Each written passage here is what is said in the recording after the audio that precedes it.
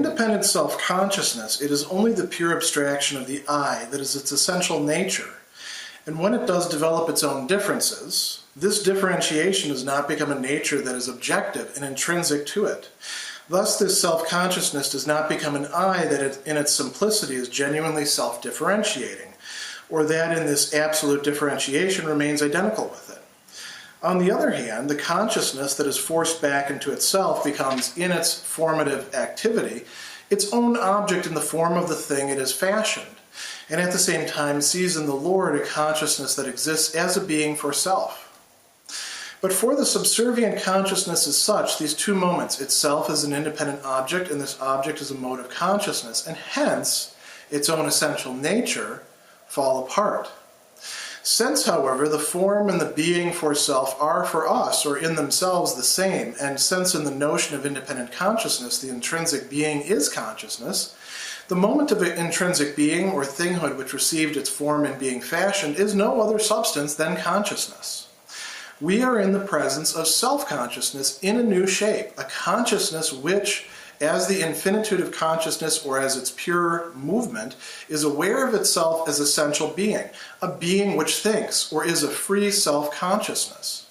For to think does not mean to be an abstract I, but an I which has at the same time the significance of intrinsic being, of having itself for object, or of relating itself to objective being in such a way that its significance is the being for self of the consciousness for which it is an object.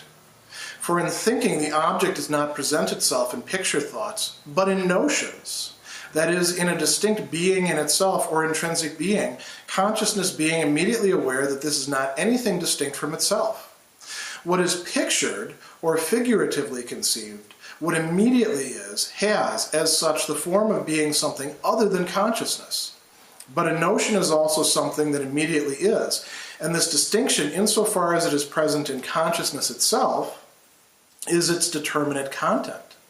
But since this content is at the same time a content grasped in thought, consciousness remains immediately aware of its unity with this determinate and distinct being, not as in the case of a picture thought where consciousness still has specially to bear in mind that this is its picture thought.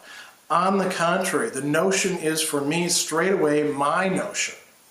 In thinking, I am free, because I am not in an other, but remain simply and solely in communion with myself, and the object, which is for me the essential being, is in undivided unity my being for myself. And my activity in conceptual thinking is a movement within myself. It is essential, however, in thus characterizing this shape of self-consciousness, to bear firmly in mind that it is thinking consciousness in general, that its object is an immediate unity of being in itself and being for itself. The selfsame consciousness that repels itself from itself becomes aware of itself as the element of being in itself. But at first it knows itself to be this element only as a universal mode of being in general, not as it exists objectively in the development and process of its manifold being. Paragraph 197 now picks up in this last section of the self-consciousness part of the work, after the master-slave dialectic, asking, well, where do we go from here? And the answer is pretty much everywhere, although much of that is going to happen in the later sections. This is a very short section in comparison to reason and spirit, or even the religion section and absolute knowing that are going to come after that. So what we've got here in the remainder of the consciousness, or the self-consciousness section, is Hegel working his way through that question and that answer. What happens after the master-slave dialectic? And this is not a historical question just about, well, what happens after slavery is instituted and we move a little bit past it, perhaps reacting to the problematics that are raised by the fact that slavery takes self-conscious beings and forces them into the role of objects or property. It's not just a historical question like that. It's more a question about the development of human consciousness as what Hegel's going to call an essential being, as a being that is able to actually grasp essences as part of its essentiality. So he's going to begin by talking about Stoicism, not in this paragraph as such. You're not going to see the word Stoic up here. You will see that immediately show up after we move into the next paragraphs, and he's not going to talk about Stoicism that long.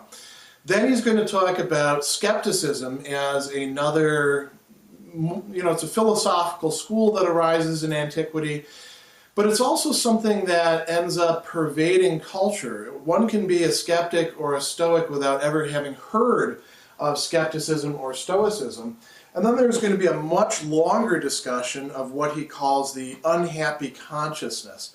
And in their own way, both Stoicism and Skepticism are unhappy forms of consciousness, as we're going to see, ironically, because they're both aiming at happiness. But, we aim for happiness most when we don't possess it. It becomes something thematizable for us when it's something that we need to think out how to pursue. And this idea about thinking is going to be really core as well, particularly for skepticism and for what we're going to look at now, Stoicism. So what I've got here diagrammed out for us, we're beginning from where independent self-consciousness has gotten itself to, and these are two core dimensions of it. And then the second dimension, recognizable as the slave, is going to have this relationship that we've just spent a lot of time going through and talking about how the slave is really the one with whom the historical initiative of consciousness is going to unfold itself, and it does so through, the relationship to the master in fear and service, and the working upon the object. We've gone through all that, so we don't need to rehearse that too much as we go into this section, but that is part of what we're doing. And now we're going to move to what Hegel calls a new shape of consciousness, a new Gestalt.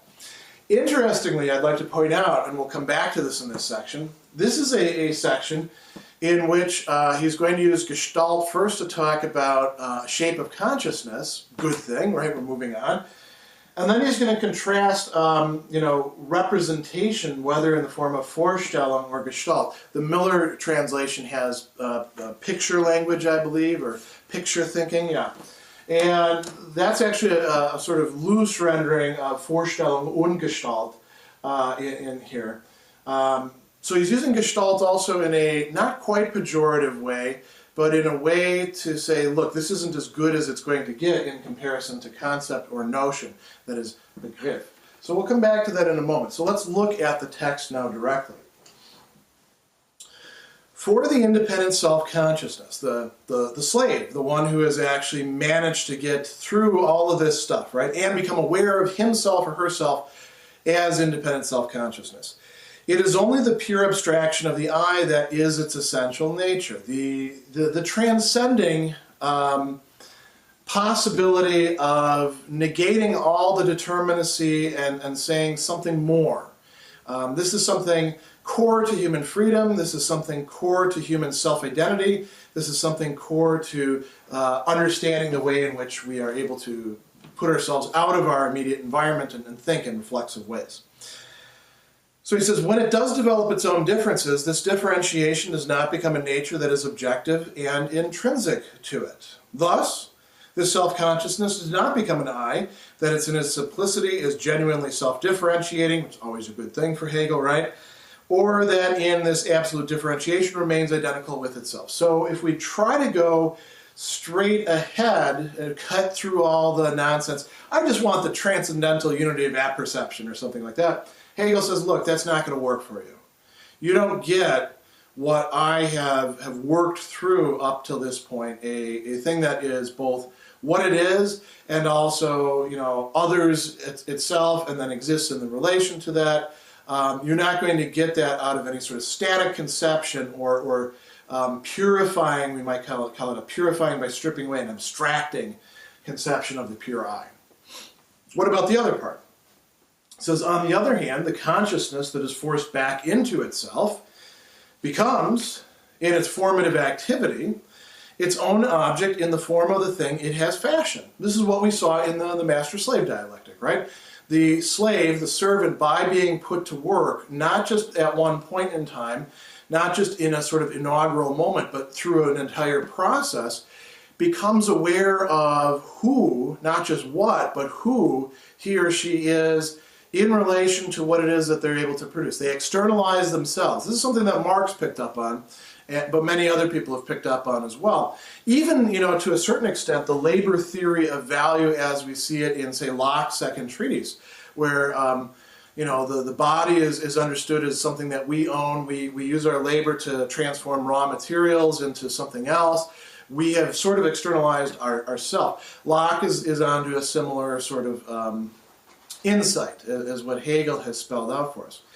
So this consciousness that is driven back into itself, the German word there, the Drängen there, you could almost read repression into it. I mean, if you wanted to go ahead and read this in relation to Nietzsche or Freud or whoever else you like, as something like that being necessary for the development of consciousness, the capacity to recognize and also misrecognize oneself, to reflect upon oneself, go on ahead, because that would not be incompatible with what Hegel's doing here. Just don't assume that's exactly what Hegel's doing. So he says, for the subservient consciousness as such, there's two moments, and they separate themselves out. This is a motif that is going to run throughout the entire part, this third part of self-consciousness, that the unhappy self-consciousness does not fully recognize what its own activity is, postulating something like a master and a truly independent self-consciousness as something beyond it, something that it then as a determinate consciousness exists in relation to. The unhappy consciousness is doing this through a whole bunch of different transformations. Stoicism and Skepticism each represents attempts to somehow incorporate it before that splitting. But there is a splitting taking place here. So he says these two moments, itself as an independent object, and this object as a mode of consciousness, and hence its essential nature, fall apart. The servant in this case does realize him or herself as an independent self-consciousness, but they are still within a social matrix in which domination is occurring. And they sort of lose hold on that, and it flows over to the side of the master, we could say. So he says, since, however, the form and the being for self are for us, or in themselves, the same, and since in the notion, the Begriff, of independent consciousness, the intrinsic being is consciousness, the moment of intrinsic being or thinghood, which received its form in being fashion, that's this part down here, is no other substance than consciousness. So somehow these two sides have to be brought back together. We can see that from the vantage point that we occupy. For the consciousness that is experiencing this, that is not, that's more of a question than an answer. It's a problem rather than a solution. For us, we can see the solution because we're already beyond that, so to speak. We're the ones reading this book and sort of trying to recover it. So what we want to do is feel our way and think our way back into that early consciousness and its developments, and feel the sort of anxiety and the frustration at not having attained what it is that it really is searching for. So he goes on, and he says, what this means is we are in the presence of self-consciousness as a new shape, a gestalt. This is what I was talking about earlier, right? We are in the presence of self-consciousness in a new shape, a consciousness which, as the infinitude of consciousness, or as its own pure movement, we've already seen this many times, is aware of itself as essential being. So what does it mean to be aware of oneself as essential being? This, we've seen, can take place in multiple ways, right? Self-consciousness can be aware of itself as an essential being through how it desires. Here at this stage, self-consciousness will become aware of itself as an essential being, as a being who thinks. Denken in German. And Hegel is going to spend a bit of time here clarifying what that means for us. Not entirely. There's much more that has to be worked out here, but there is a fundamental distinction he's going to make. So he says, this is a being which thinks, and then the next thing he says is very important, which is a free self-consciousness. Now there's various modes of freedom available to a human being. Many of us identify freedom with something like living in a particular society where we're allowed to do the things that we choose.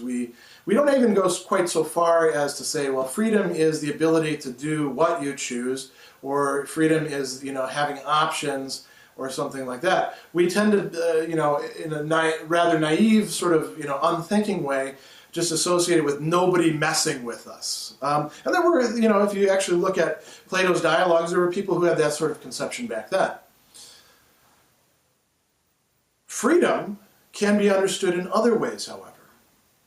And it was a very important development of human consciousness when freedom was thought not just in terms of a lack of external people interfering with you, or the capacity to do what it is that you want, whether that means having enough money in the bank to do what you want, or having others subservient to you so you can impose your will upon them, or all sorts of other things.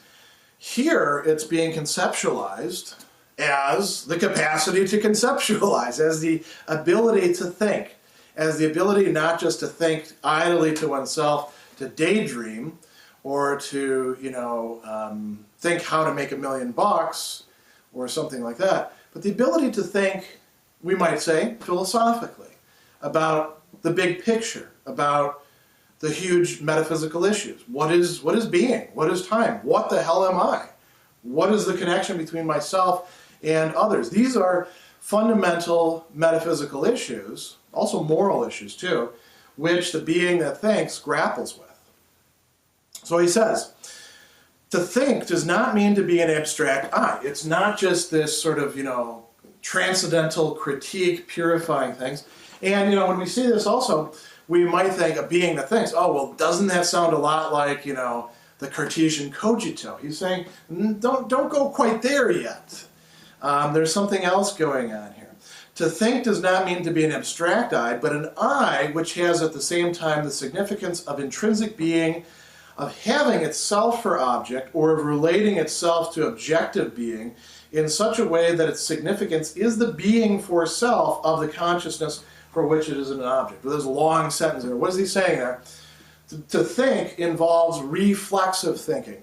It involves conceptualizing not only some sort of external world of objects or aims or goals that are different than oneself, but also one's own role in the process. So I just said don't think about Descartes, but actually you could think about Descartes insofar as it's not just this pure, seemingly solipsistic withdrawal from everything else, but where Descartes is saying, what am I then? A thing which thinks. And what does it mean to think? It means to assert, to deny, also to feel, to will, to imagine. All of those are rolled into the thinking.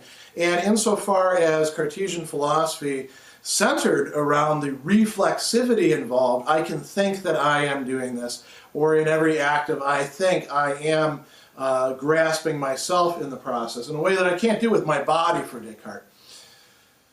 This would be along the same lines. Descartes doesn't necessarily keep hold on that, Hegel would say. So, he says, in thinking, the object does not present itself in picture thoughts, but in notions. Now, what's getting translated there as picture thoughts is what I put as representation, which is another common translation for Vorstellung. But Hegel doesn't just say it's a matter of Begriff. It's actually in the plural in the German, concepts or notions. And the Vorstellung in Gestalten is also in the plural too, Vorstellungen. He talks about Gestalt there. Does he mean it in the same sense as shapes of consciousness? Aren't we exploring a shape of consciousness right now? Wouldn't that be self-contradictory? Well, this is a case where we want to distinguish between different senses in which something can be a gestalt for us. Can be a whole, a unity that is somehow more than its parts, but is still not yet what Hegel is calling Begriff. In Begriffen, in grasping things that way, in conceptualizing in an active sense, not just having concepts, say thrown at you, but actually making them your own. You not only make them your own, appropriating them, you make yourself theirs in a certain way. I think this will become a little bit more clear as we look at what else he says. He says, in thinking, in the notion, in a distinct being in itself or intrinsic being, consciousness being immediately aware that this is not anything distinct from itself. What is pictured or figuratively conceived, what immediately is, and this distinction, insofar as it is present in consciousness itself. Notice he says, what immediately is, what's an object for me, and the distinction from myself. I'm the one grasping that distinction. That's what it means to have this sort of conceptualizing way of thinking.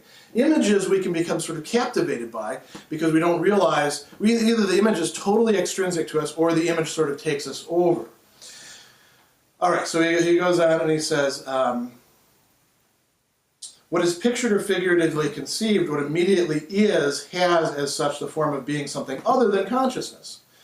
But a notion is also something that immediately is, and this distinction, insofar as it's present in consciousness itself, is its determinate content. But since this content is at the same time a content grasped in thought, right? Consciousness remains immediately aware of its unity with this determinate and distinct being. Not, here is an important contrast, not as in the case of a picture thought, where consciousness still has specifically to bear in mind that this is its picture thought. There's a certain arbitrariness to picture thinking or representation, the way Hegel sees it. It may appear to be universal, and it may indeed be universal in sort of a lowercase u, like say specific to a particular culture. Or even universal in the sense of like, this is what the philosophers would say about it, and this is our abstractions. But Hegel would say that's not really substantively universal. It's still sort of arbitrary, it's still tied to something specific, something determinate. He says, here we go, on the contrary, the notion is for me straight away my notion. Now, what is the upshot of this? We're going to come back to this distinction between representation and notion plenty of times throughout this. So if that's still troubling you, don't worry about this not being the last word on that. What's the upshot of this? There's a certain freedom that comes with working with the concept, even if the concept is not fully worked through and fully formed. Most times it's not. I mean, if it was, we wouldn't need all these pages. We wouldn't have to go through all these dialectics. There's a freedom that's possessed in opposition, you might say, or by contrast to working with mere representations. And this is a freedom that we can not only think, but also in our being feel. This is something that we can desire. This is something which is going to be at the core of Stoicism and of Skepticism, and of the unhappy consciousness. So he says, in thinking, I am free, because I am not in an other, but remain simply and solely in communion with myself, and the object, which is for me the essential being, is an undivided unity, my being for myself. And my activity in conceptual thinking is a movement within myself. And we've seen this before, right? We saw this happen at the end of several different sections, where consciousness could say, yeah, all this stuff has been going on, and I've been like following it along and trying to make sense of it. And what I forgot is that it's really me who's engaged with this. We saw this, the perception, the transition from perception to, Wahrnehmung, taking the truth of the object, to the understanding. And we saw this at the end of Force in the Understanding, too, didn't we? There's this grasp on the part of self-consciousness that all these things really are for it. In thinking, we, in a certain sense, distance ourselves from, or you might say, we take the independence away from these things that in fact do seem to be confronting us as independent objects. We say they are for me. If you like, you could say we subjectivize them, not in the sense that they become subjects, but they become something for us as subjectivity. So he goes on, in thinking I am free, right? It is essential, however, he says, in thus characterizing this shape of self-consciousness, to bear firmly in mind that it is thinking consciousness in general, that its object is an immediate unity of being in itself and being for itself. We always see Hegel we're always trying to bring together being in itself, being as grasping what's really real, what's there, what's substantive, and having that reflexive relation to itself that being for itself has. A reflexive relation which in this case includes thinking about what it means to be in itself. So he says the self-same consciousness that repels itself from itself becomes aware of itself as the element of being in itself. But at first, it knows itself to be this element only as a universal mode in general, not as it exists objectively in the development and process of its manifold being. How should we understand this last phrase? So in this new mode, as consciousness is grasping itself as a thing that thinks, it is grasping itself in general, and for it, the more it can get away from particular determinacy, the specificity of an individuality, the more it's getting to what's essential. And there isn't any real, like what we might call intersubjectivity here, where it's a concern with the connection with the other. We've left the Lord, in many respects, behind in the world of work, as we're going to see as we move into the next section and talk specifically about Stoicism. This is going to be a first attempt for Hegel. It's not the last way in which self-consciousness is going to make sense out of this fact that it is a being that thinks. That is essential to self-consciousness. Something is being achieved here, but it is not yet. Right now it's mostly implicit. It has to be worked out. It's going to get worked out in a determinate way of being that recurs at many points in history, but we're still just at the beginning of it.